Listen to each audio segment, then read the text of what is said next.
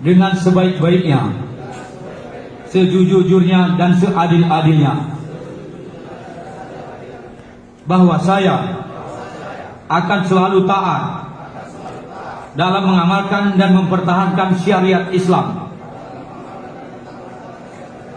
secara kapal dan Pancasila sebagai dasar negara, dan bahwa saya menegakkan kehidupan demokrasi dan Undang-Undang Dasar Negara Republik Indonesia tahun 1945 serta melaksanakan segala peraturan perundang-undangan yang berlaku bagi kampung, daerah, dan negara kesatuan Republik Indonesia.